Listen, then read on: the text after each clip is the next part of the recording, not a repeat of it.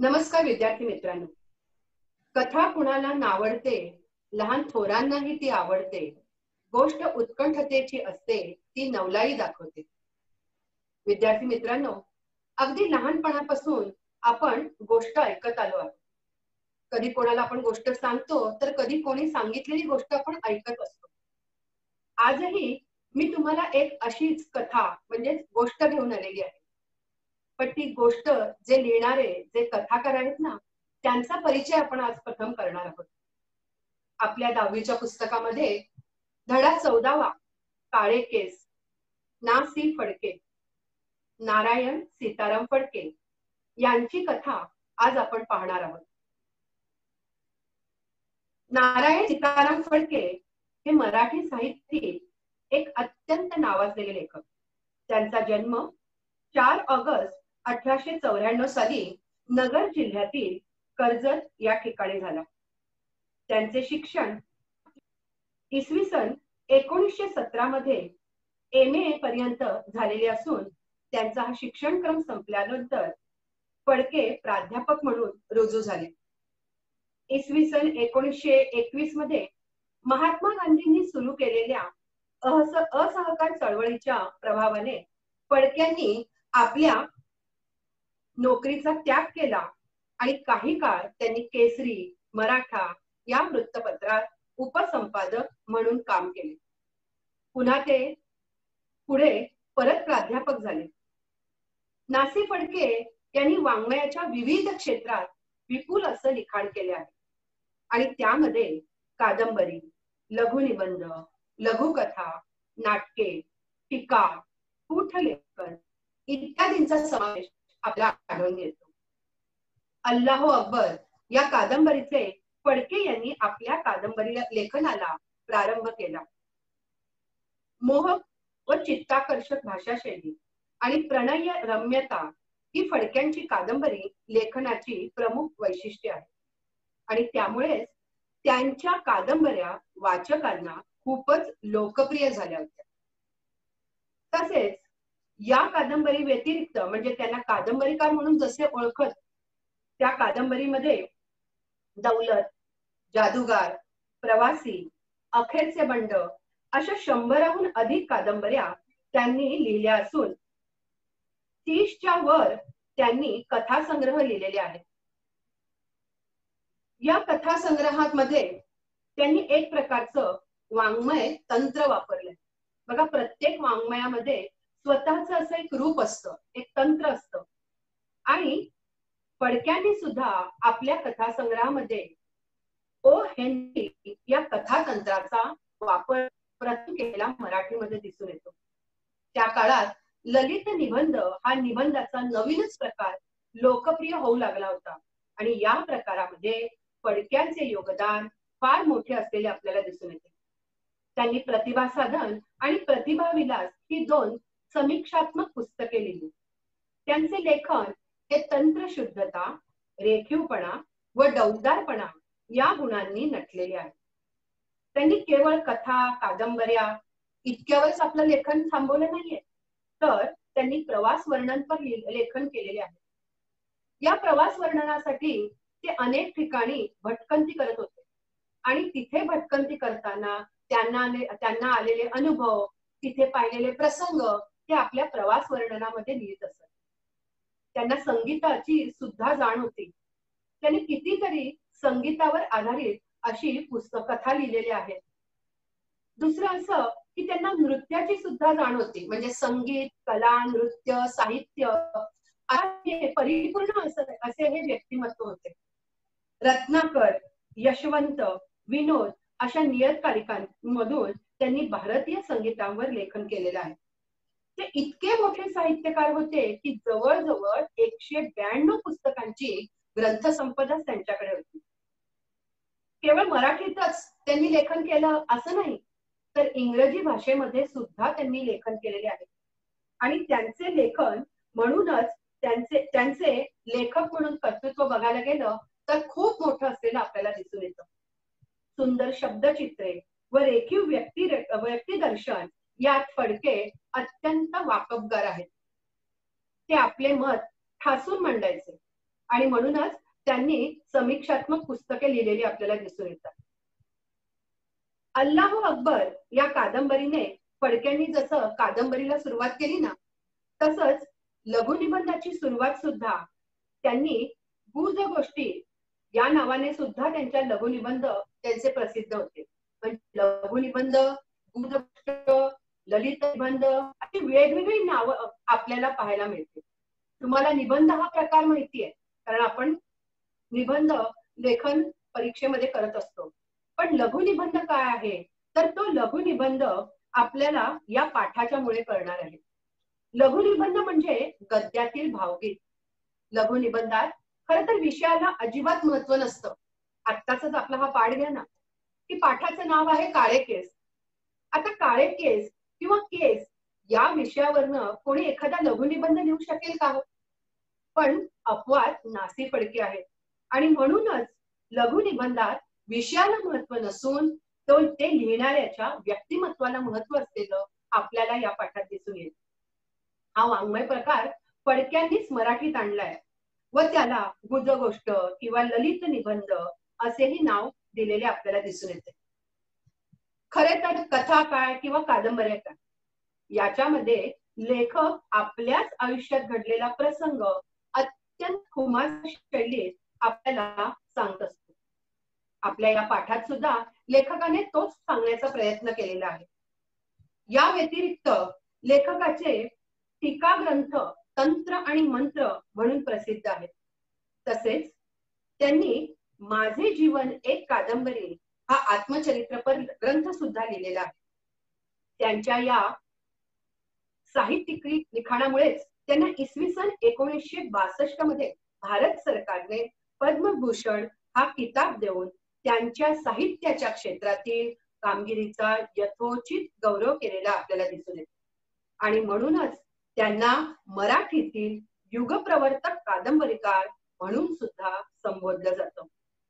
तर असे हे कादंबरीकार, कथाकार, लघुनिबंधकार यांचाच पाठ आपण पाहणार आहोत. आणि त्या पाठापूर्वी मी त्यांच्या 1940 साली झालेल्या मराठी साहित्य संमेलनाचे ते रत्नागिरी येथे अध्यक्ष असलेले अध्यक्ष होते हे मी सांगायला विसरणार नाही. या लघुनिबंधात स्वतःच्या अजूनही काळ्या राहिलेल्या केसांच्या निमित्ताने लेखकाने आपल्या मनात येणारे विचार खुसखुशीत भाषेत प्रकट केलेले आपल्याला दिसून येतात. आता विचार करणे ही एक मानवाची किंवा माणसाची एक मूलभूत किंवा स्वाभाविक प्रवृत्ती असलेली आपल्याला दिसून येते. आणि या विचार करणे या माणसाच्या मूलभूत प्रवृत्तीचे वैशिष्ट्य आपल्याला या पाठात दिसून येते. चला तर मग आपण पाठ पाहूया. तुमचे केस अजून काळे कसे राहिले आहेत? मला भेटाव्यास आलेल्या त्या गृहस्थांचा प्रश्न ऐकून मला आश्चर्य वाटलं नाही. या प्रश्नाची मला आता सवय झालेली आहे. कुठे परगावी व्याख्यानासाठी मी गेलो की पूर्वी शाळेत अगर कॉलेजात माझ्या बरोबर असलेली व आता त्या गावी राहत असलेली जुन्या परिचयाची माणसं भेटायला येतात. जुन्या आठवणी निघतात.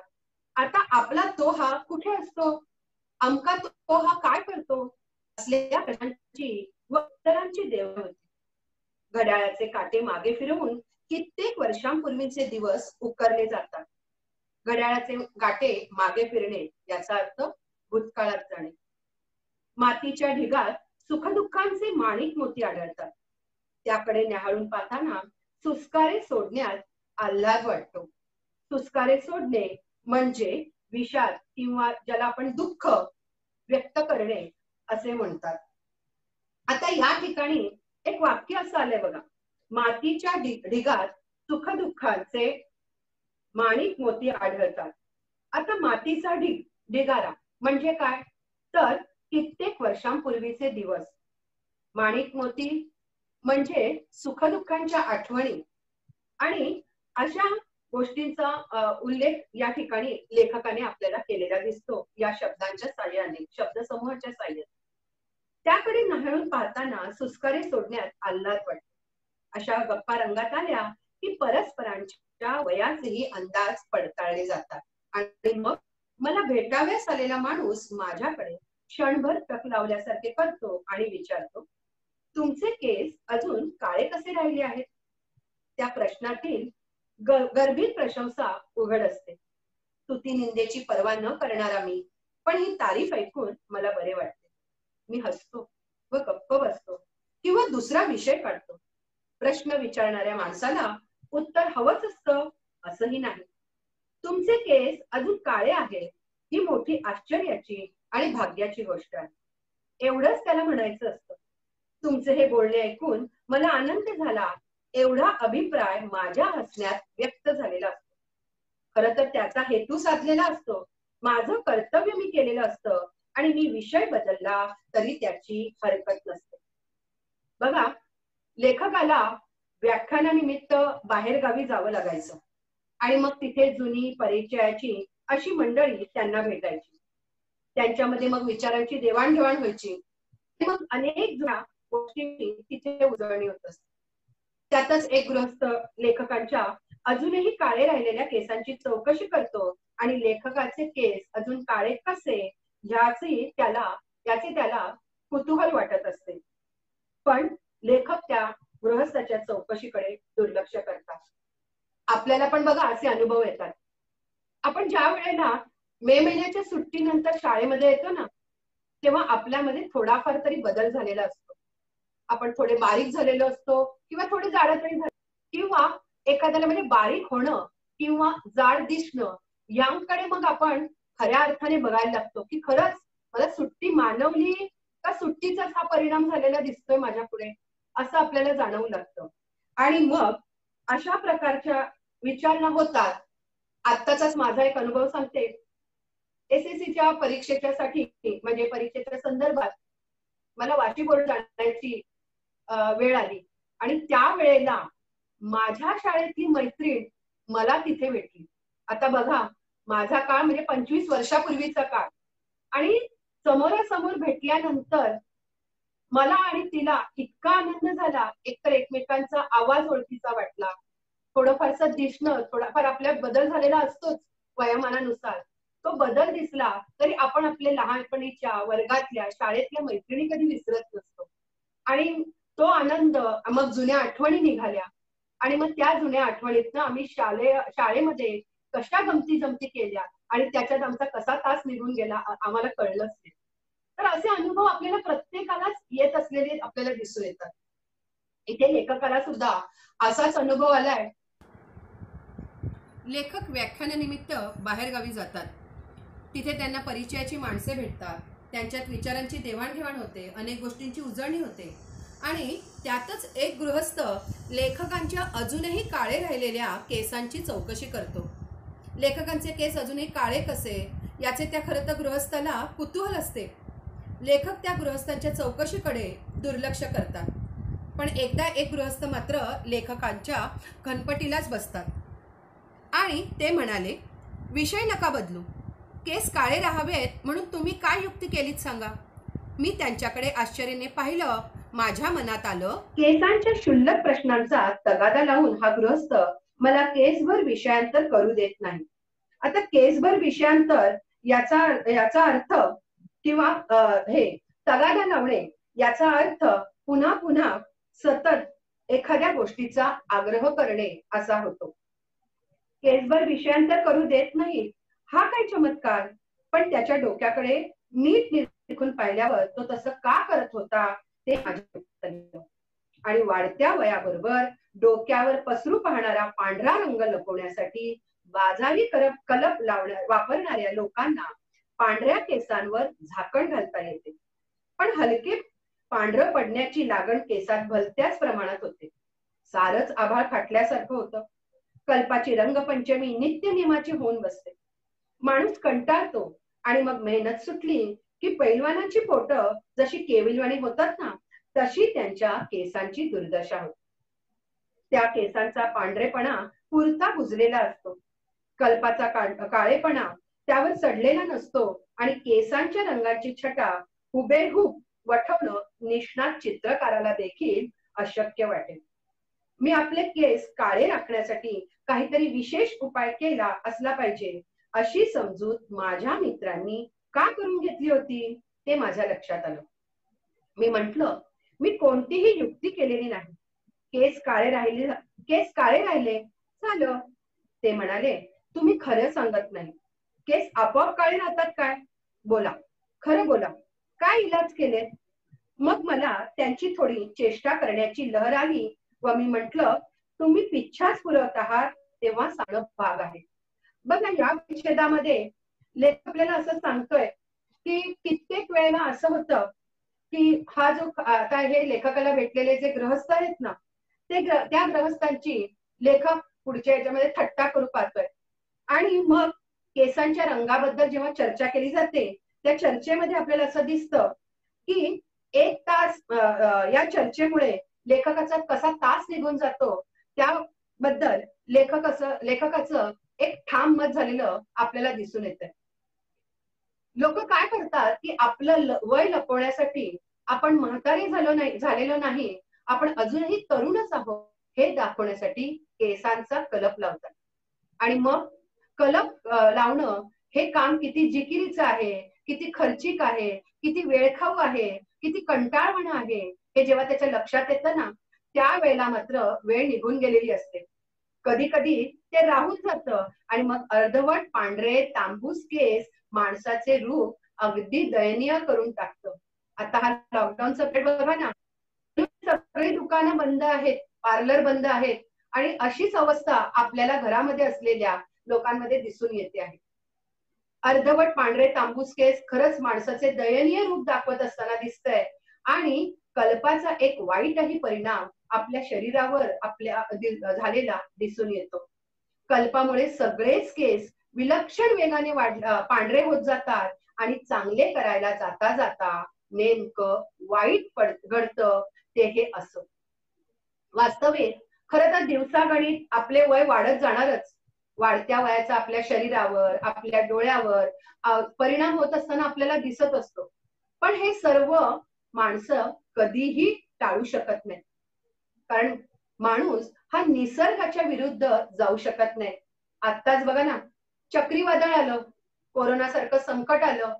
आपण त्याला कितीही म्हटलं, आपण कितीही प्रगती केली, विज्ञानाने आपण प्रगत झालेलो असलो तरी निसर्गाच्या पुढे आपण हात टेकलेले असतात. आणि हीच गोष्ट आपल्याला इथून दिसते.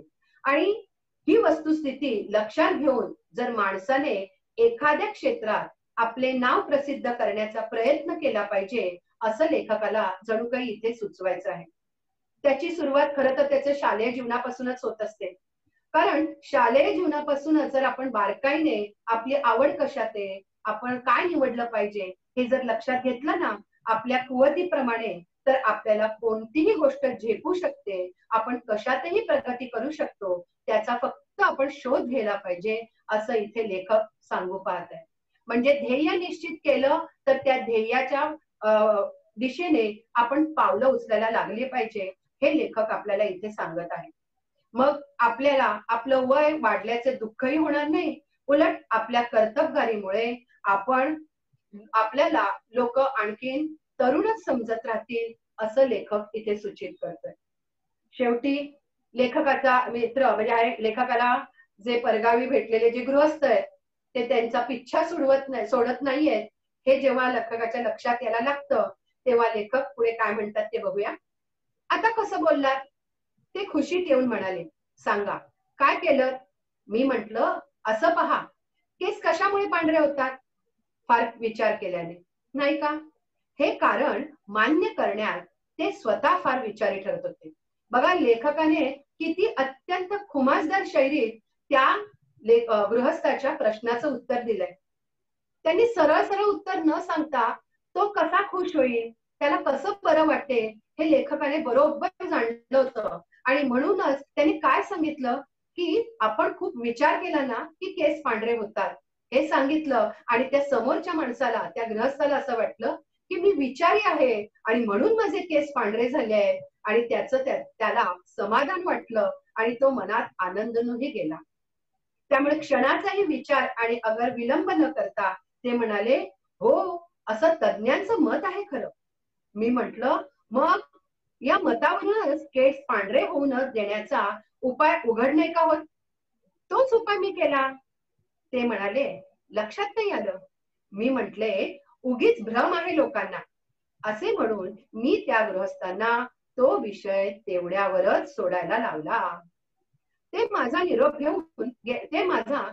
घेऊन गेल्यावर माझ्या मनात आलं, तुम्ही विचार केव्हा करता असा प्रश्न जर मला कोणी केला तर मी काय उत्तर देईन. तुमची लिहायची वेळ कोणती असा प्रश्न मला नेहमी विचारला जातो.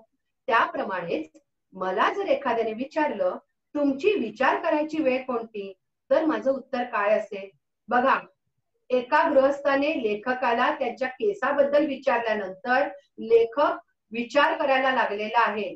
खर तर लेखक कायम विचार करत असतो. एक झोप सोडली थोड्या काळाकरता तर त्या झोपे व्यतिरिक्त जो लिहिणारा असतो तो नेहमी विचारातच असतो आणि राहिलाच पाहिजे त्याने. इथेही आपल्याला ते दिसून येत आहे. आणि मग लेखकाला प्रश्न पडतो की माझी विचार करण्याची वेळ कोणती आणि विचार करण्याचा प्रश्न आहे खरा हा प्रश्न टाळता येण्यासारखा नाही. याचा एकदा निकाल लावला पाहिजे. निकाल लावणे याचा अर्थ निर्णयापर्यंत पोहोचणे. म्हणजे मी नेमका विचार कधी करतो ह्याचा आता खऱ्या अर्थाने लेखक विचाराच्या दृष्टीने निर्णयापर्यंत पोहोचणार आहे ते आपल्याला कळणार आहे. या निश्चयानं मी स्वतःच बरेच दिवस निरीक्षण केलं आणि आता मी निकाल लावला आहे. माझं उत्तर तयार आहे. बघा, आपल्याला जेव्हा एखादं ध्येय निश्चित झालं किंवा आपण त्या ध्येयाच्या दिशेने कशी पावलं उचलतो तसंच लेखकाला झालं. आज मला माझ्या केसांबद्दल विचारलं, उद्या माझ्या लेखनाबद्दल विचारतील, परवा आणखीन काय विचारतील, तर माझ्याकडे त्याची उत्तरं पाहिजे. आणि असा विचार करून मी विचार कधी करतो याचा लेखकाने इथे सांगण्याचा प्रयत्न केला आहे. आणि मग त्याचं उत्तर वाचल्यानंतर तुम्हाला खरोखरच आश्चर्यच वाटेल, नाही हसूच फुटेल.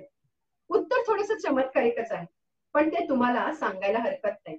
मात्र माझी विचार करण्याची वेळ कोणती असं मला एका विचार, कारण अमुकच वेळी नव्हे तर सदा सर्व काळच मी विचार करत असतो. लेखनाचा उद्योग करणाऱ्या माणसानं तो करायलाच हवा. नव्या नव्या कल्पनांच्या शोधात तो असतो. अर्धवट सुचलेल्या कल्पनांच्या आकृती पूर्ण करण्याचा त्याचा यत्न असतो. गाढ झोपेच्या घटका सोडल्या तर त्याचं पण सतत विचार करतच असतो. त्याची सावली ज्याप्रमाणे त्याला कधी सोडणार नाही तद्वत तो कोणत्याही उद्योगात कसला तरी विचार करत असतो. तेव्हा माझी विचार करण्याची वेळ कोणती ते काय सांगू. पण विचार करण्यासाठी कोणती वेळ मला सर्वात आवडते, अगर कोणत्या वेळी सर्वात जास्त विचार मला सुचतात असा प्रश्न विचारला तर त्याचे उत्तर मात्र मला देता येईल. माझं जे उत्तर आहे तेच इतर लेखक देतील की नाही कोणास ठाऊक. माझा अनुभव तेवढा मी सांगतो. तो असा की सकाळी दाढी करण्याची वेळ ही माझी विचार करण्याची सर्वात आवडती वेळ आहे आणि त्यावेळी मला नवे नवे विचार सुचतात आहेत. बघा, आपल्याला टीव्हीवर एक जाहिरात लागते. त्या जाहिरातीमध्ये एक गृहस्थ दाढी करत असतो आणि त्याच वेळेला त्याची पत्नी साधून घेण्याचा प्रयत्न करते. साडीवाला आलेला असतो दारापाशी आणि मी ही साडी घेऊ का. खर तर तो वस्त्रा किंवा ते दाढी करण्याच्या मशीन मध्ये तो गृहस्थ इतका गुंगून गेलेला असतो की हू का सू करणं सुद्धा त्याच्याकडे त्याच्या दुर्लक्षपणामुळे कदाचित तो वस्त्रा किंवा ती मशीन त्याच्या गालाला दुखापत करू शकते. पण तीच गोष्ट बरोबर साध्य करून त्याच्या बायकोने त्याच्या पत्नीने त्याला विचारले की मी साडी घेऊ का. तो नुसता हो करतो आणि ती साडी ती घेऊन टाकते. हा प्रसंग किती मजेशीर वाटतोय ना. मग इथे लेखकही म्हणतोय की मला दाढी करण्याची जी वेळ आहे ना त्या वेळेला जो एकांतपणा मिळतोय ना त्या एकांताच्या वेळी लेखकाला सुचत जातं. विद्यार्थी मित्रांनो, आपलंही असंच होतं बघा. आपल्याला असा शांतपणा मिळाला. बघा, प्रत्येकाची ना अभ्यासाची एक वेळ असते. कोणाला रात्री जागून अभ्यास करायची सवय असते, कोणाला सकाळी उठून अभ्यास करायची सवय असते, कोणाला घरामध्ये आजूबाजूला काहीही गोंधळ चालला तरी माझा अभ्यासच करायचा आहे हे मनाशी त्याने धैर्य बाळगल्यामुळे तो त्याही परिस्थितीत उत्तम यश मिळवत असता आपल्याला दिसतो. म्हणजे शेवटी काय, हे सगळे मनाचे विकार आहेत, मनोविकार आहेत. अमुक एक परिस्थिती, अमुक एक गोष्ट नाही म्हणून काही ती गोष्ट साध्य होत नाही असं नाहीये, पण प्रत्येकाची ती एक वेगळी वेळ असते, तो वेगळा एक काळ असतो आणि तोच आपला निवांतपणा म्हणा किंवा शांतपणा म्हणा आपल्याला विचार करायला प्रवृत्त करत असतो.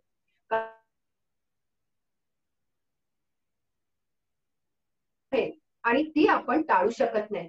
आपण एका विचारातनं दुसऱ्या विचारात, दुसऱ्या विचारातनं तिसऱ्या विचारात, आता तुम्ही माझं हे वाचन ऐकताय किंवा हा आपण पाठ अभ्यासतोय ना, तुमच्याही मनात बघा असंख्य विचार आलेले असतील आणि हेच विचार आपल्याला त्या क्षणी जर आपण कुठेतरी लिहून ठेवले तर नक्कीच त्याचा फायदा कुठेतरी चांगल्या लेखनामध्ये, कुठेतरी चांगल्या निबंधामध्ये, कुठेतरी आपल्या वक्तृत्वामध्ये, भाषणामध्ये आपल्याला केलेला दिसून येतो.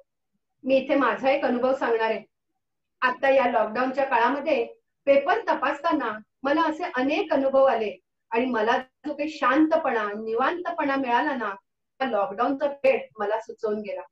माझ्या मनामध्ये असलेले जे कविमन आहे ना, ते कविमन त्यावेळेला जागृत जास्त झालेले.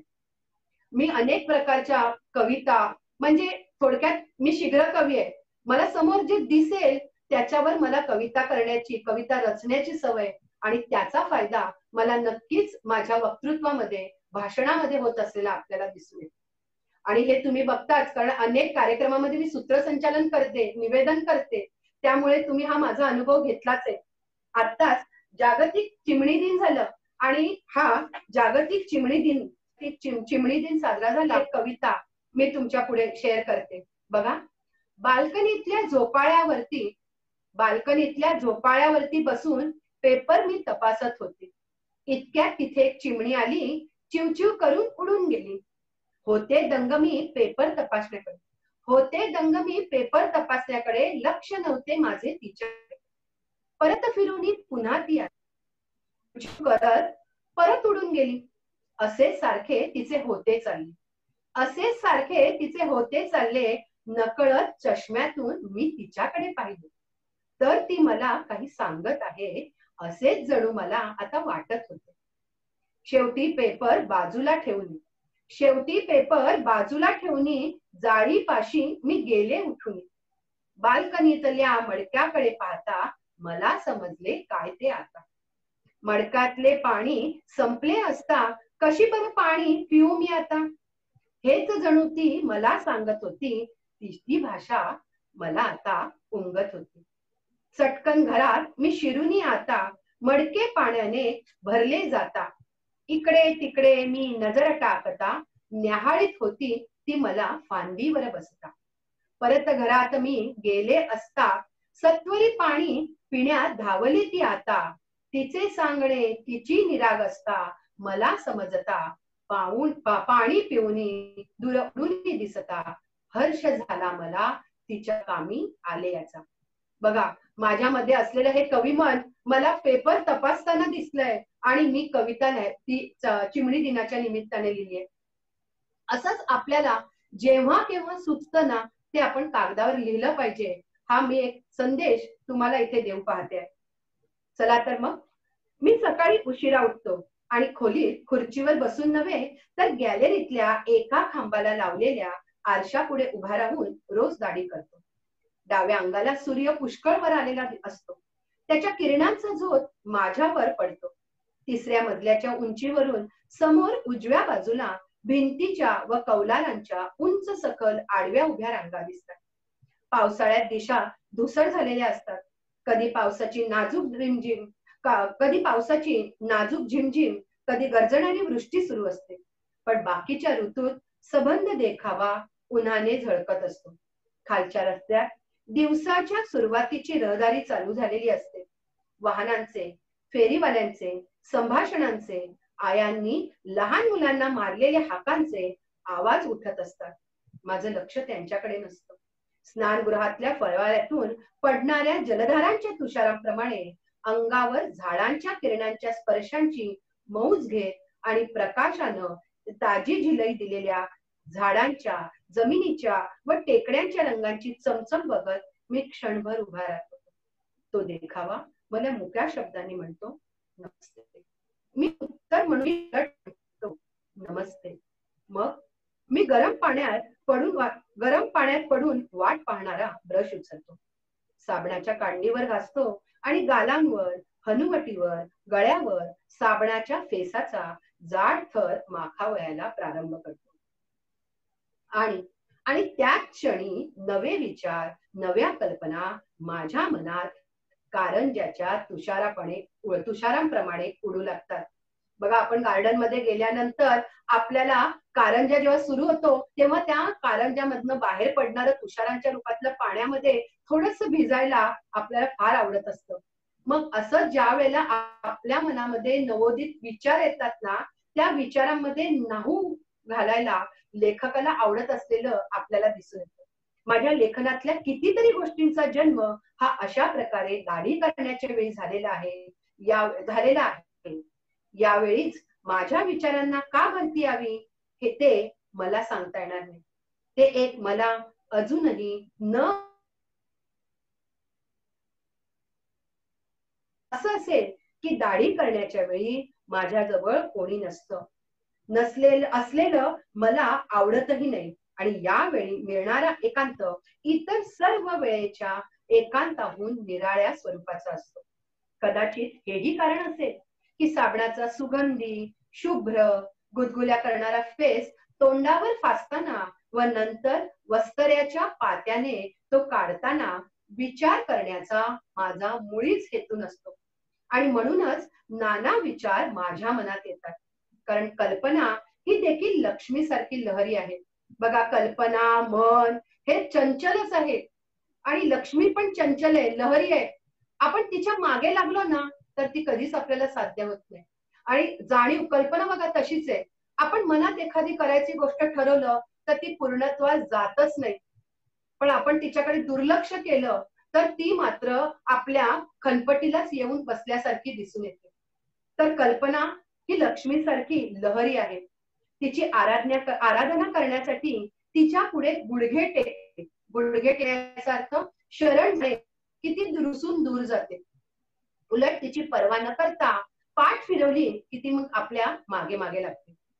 की काही वेळेला असं होतं, कित्येक वेळेला आपल्या मनामध्ये कुठलीच कल्पना येत नाही, कुठलाच विचार येत नाही, पण मग त्याच वेळेला काहीतरी करावंसं वाटतं आणि मग आपलं मन चंचल हो पाहतं. इतर वेळी मी मुद्दाम विचार करण्याचा प्रयत्न करतो, मला काही सुचत नाही आणि मग दाढी करायच्या वेळेस मी विचारांच्या प्रयत्नात मुळीच नसतो.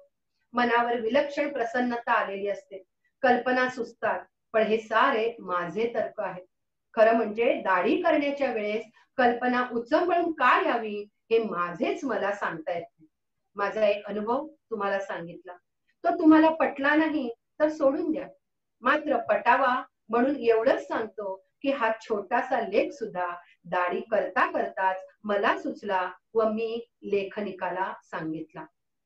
बघा, लेखकाने आपल्याला सांगितलेला हा त्याच्या आयुष्यामध्ये घडलेला प्रसंग सुद्धा, अनुभव सुद्धा, हा विचार सुद्धा त्याला त्याच्या दाढी करताना सुचला आहे हे आपल्याला इथे सांगताय. लेखकाचा पडछाया नावाचा हा लघुनिबंध आहे. या लघुनिबंधातनं घेतलेला हा अनुभव लेखकाने इथे सांगितलेला आहे. या लेखकाने शेवटच्या या पॅरेग्राफमध्ये किंवा या परिच्छेदामध्ये लेखक काय म्हणतोय की कल्पना ही लहरी सारखी असते आणि तिची आराधना करण्यासाठी तिच्या पुढे गुडघे टेकले की ती रुसून दूर जाते. इथे मला सांगायचं वाटतं की आपल्या या पाठामध्ये, आपल्या पुस्तकामध्ये मनक्या पेरेने लागा ही वीरा राठोड यांची एक कविता आहे. माणुसकी पेरायला लागा.